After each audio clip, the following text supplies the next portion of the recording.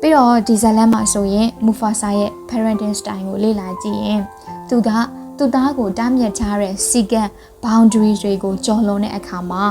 အပြစ်ပေးရုံနဲ့မဟုတ်ဘဲနဲ့ဘာကြောင့်ဆိုတဲ့အသိပညာကိုပေးတာတွေ့ရပါလိမ့်မယ်။ကလေးတွေကိုတတိဆိုတာဘေးအန္တရာယ်ကိုတွားရှာတာမဟုတ်ဘူး။ကိုနဲ့သူတစ်ပါးကိုကာကွယ်ဖို့လိုအပ်တဲ့အချိန်မှာအသုံးပြုတဲ့အရာဖြစ်ကြောင်းသင်ကြားပေးဖို့ဒီဇလန်လေးကအကောင်းဆုံးနမူနာတစ်ခုပါပဲ။နောက်ပြီးတော့ဒီတရိษံဗေဒ zoology ရှုထောင့်ကနေကြည့်မယ်ဆိုရင်ဇလန်ထဲမှာခွေးအာဟီနတ်တွေကိုအသိဉာဏ်မရှိတဲ့သူတွေအဖြစ်ပြထားပေမဲ့တကယ်အပြင်လောကမှာတော့သူတို့ဟာအရန်ကိုထက်မြက်တဲ့တရားဝါတွေဖြစ်ပါတယ်။သူတို့ဟာအုပ်စုနဲ့စနစ်တကျအမဲလိုက်တတ်တယ်လို့အမျိုးသမီးကဥဆောင်တဲ့စနစ်